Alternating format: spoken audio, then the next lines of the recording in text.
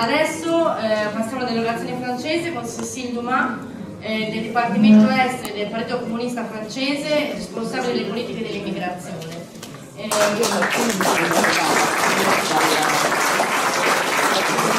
volta farà l'intervento e verrà anche per una maggiore comprensione letta la traduzione in un momento successivo. Grazie.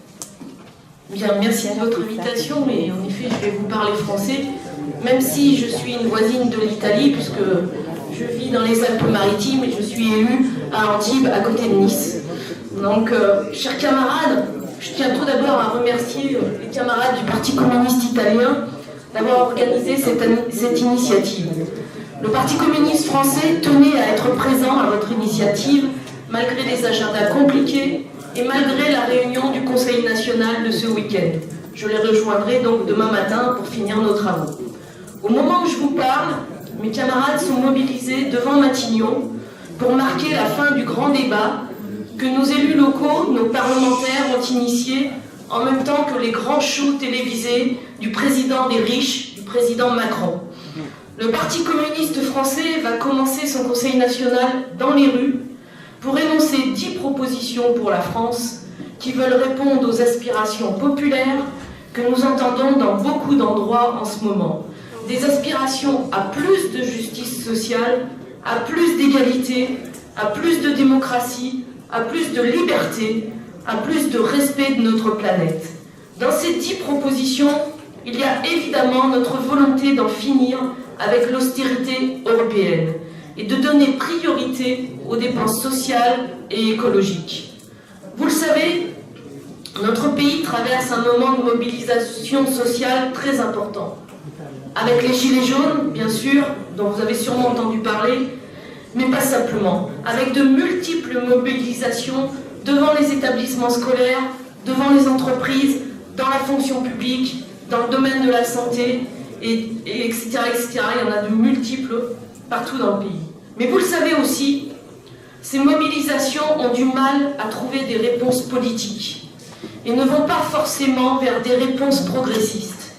La fragmentation, la division de la gauche ne favorise pas la crédibilité d'une alternative progressiste pour répondre aux difficultés d'une grande partie de la population et pour répondre à la défiance en la politique. Comme dans beaucoup de pays en Europe, en France, les forces progressistes, et parmi elles les communistes, affrontent une situation difficile. Une bataille idéologique forte et compliquée, marquée par la montée des forces réactionnaires de la droite et de l'extrême droite.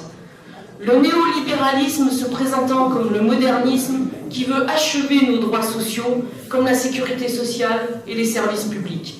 Et le populisme, purement anti-système, voulant nier la lutte des classes. Je pense que nous partageons toutes et tous le diagnostic d'une société qui va mal, de l'explosion des inégalités mondiales, mais aussi intra-Union européenne. Des faits qui nourrissent les colères profondes et souvent justifiées, qui prennent différentes formes d'action et d'expression, dont aucune ne met automatiquement, mécaniquement, à des processus d'élaboration d'une Europe sociale, solidaire et pacifique. Mais pour nous toutes et tous, aucun statu quo n'est possible, n'est envisageable, et nous ne pouvons pas laisser les choix des travailleurs, les choix des citoyens, les choix des peuples se réduire ou se laisser enfermer dans une confrontation stérile et même dangereuse entre ultralibéraux et les extrêmes droites. Il est évident que faire ce constat commun ne suffit pas à résoudre tous nos problèmes d'alternatives politiques.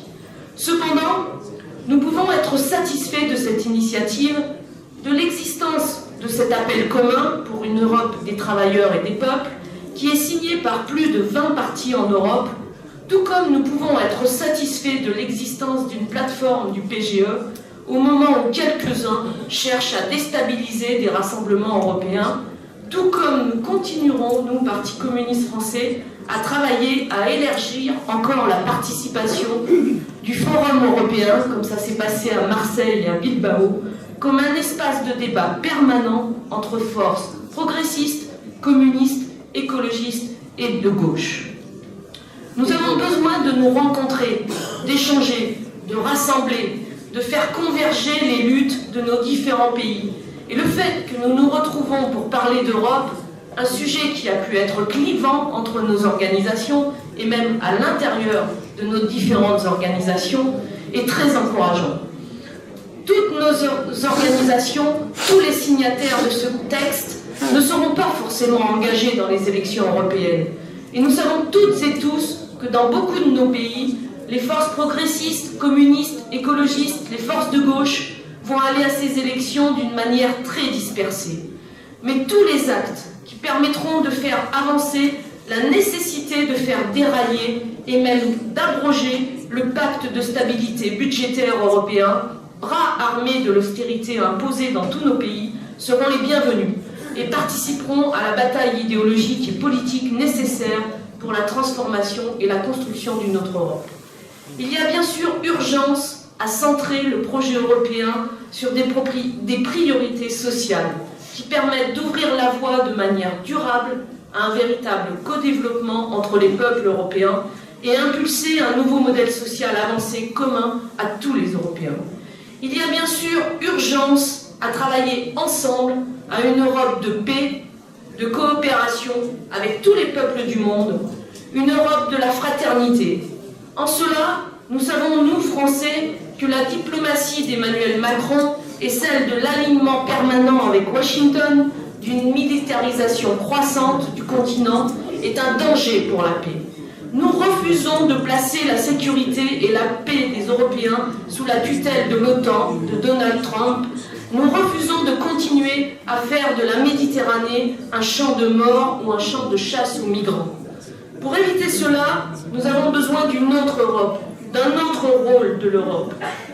L'Europe a laissé seule l'Italie et la Grèce gérer l'arrivée de milliers de personnes qui fuyaient le chaos de certains pays. À ce moment-là, l'Europe a laissé la gestion de l'immigration à Erdogan et au groupe contrôlant la Libye. C'est totalement irresponsable et inhumain. L'Europe ne peut pas jouer ce rôle, ne peut pas devenir une Europe forteresse, une Europe où seuls les capitaux et les marchandises pourraient disposer d'une totale liberté de circulation. En faisant cela, elle favorise les nationalistes et les populistes.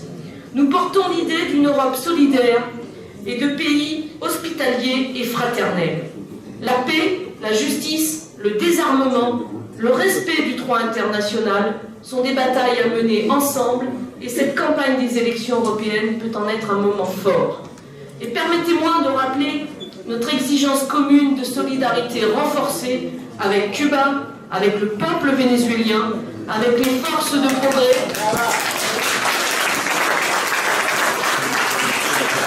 solidarité avec les forces de progrès en Amérique latine, le peuple sahraoui, le peuple kurde et évidemment le peuple palestinien.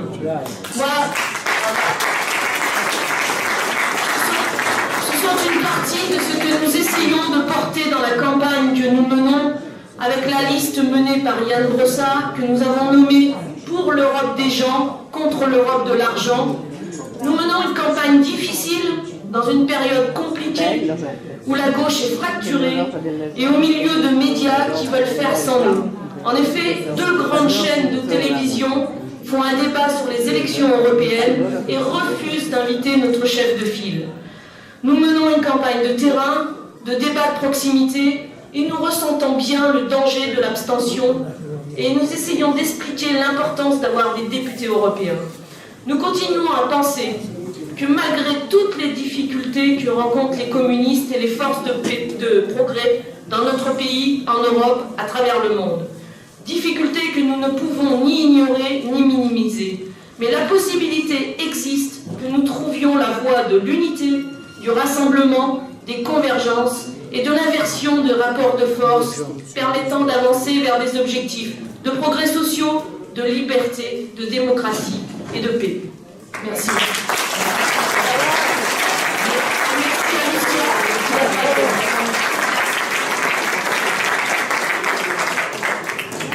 La compagna ci faceva presente che nonostante parlasse francese vive molto vicino a noi perché è consigliere comunale d'Antibes sulle Alpi Marittime, quindi è nostra vicina di casa.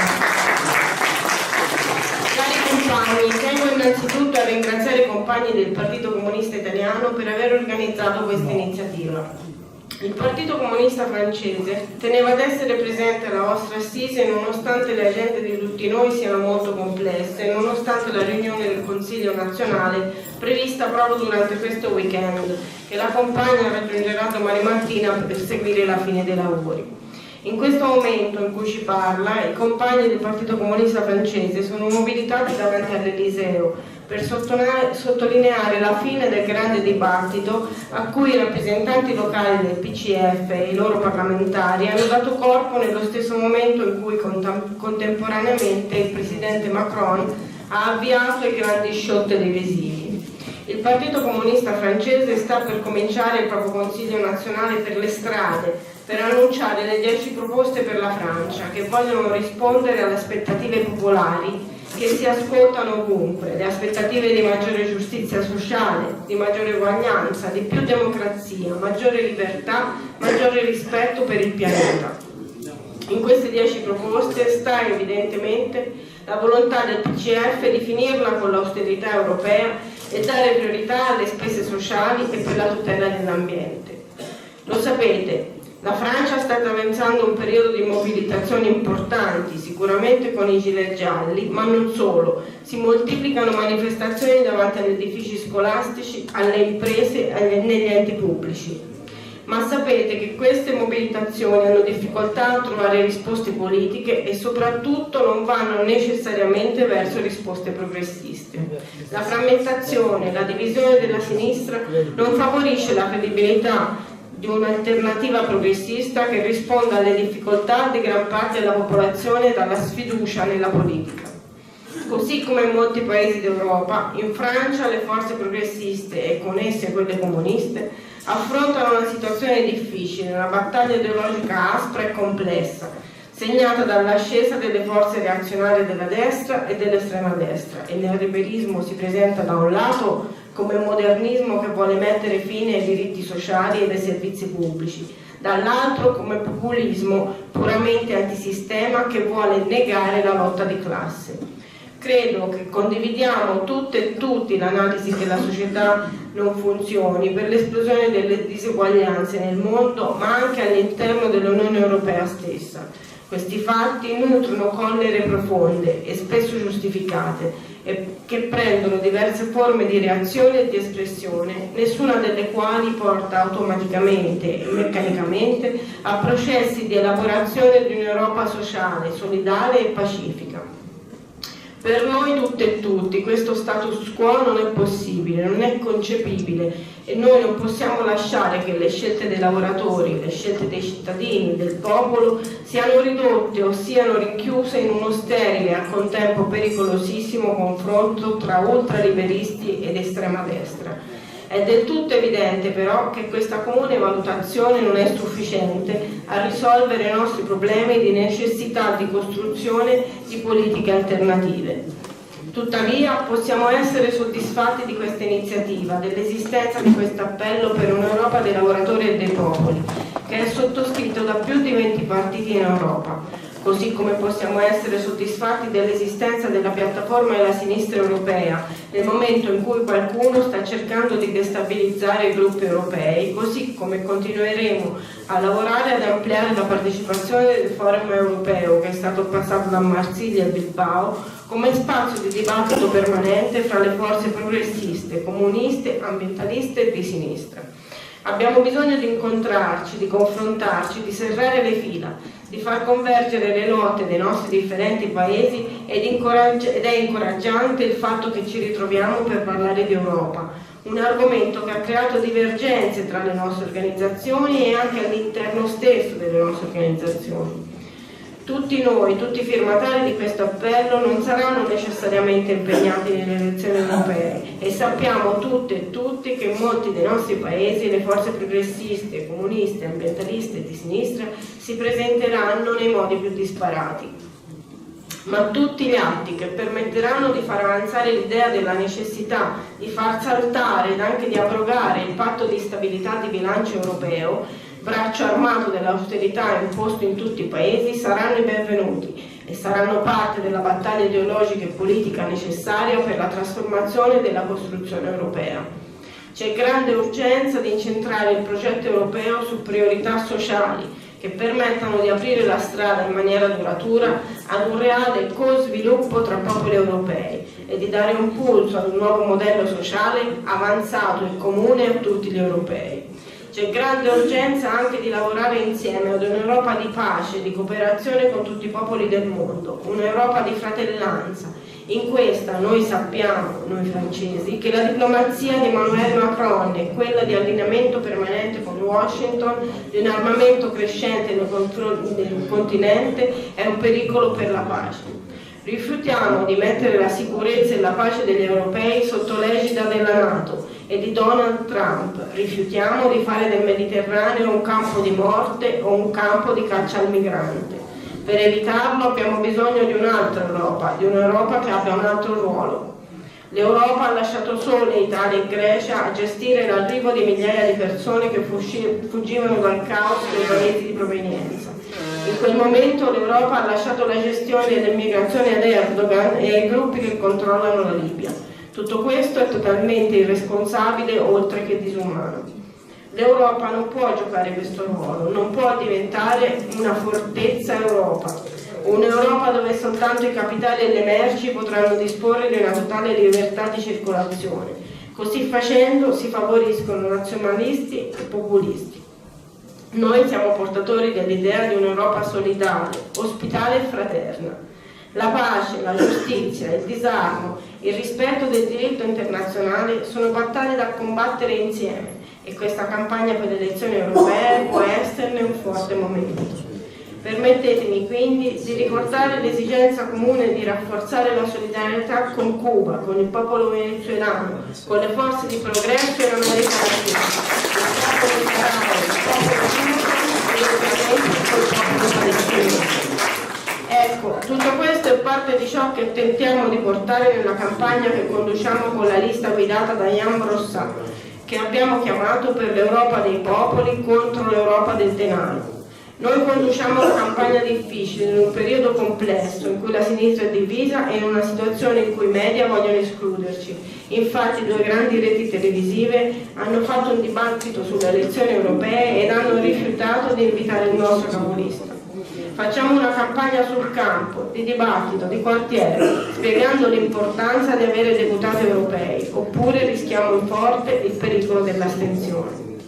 Continuiamo a pensare che malgrado tutte le difficoltà che incontrano i comunisti e le forze di progresso in Francia come in Europa e nel mondo, difficoltà che non possiamo ignorare né minimizzare, esista la possibilità che riusciamo a trovare la via dell'unità, dell'incontro, delle convergenze che ci consentano di invertire i rapporti di forza al punto da permettere di avanzare verso obiettivi di progresso sociale, di libertà, di democrazia e di pace.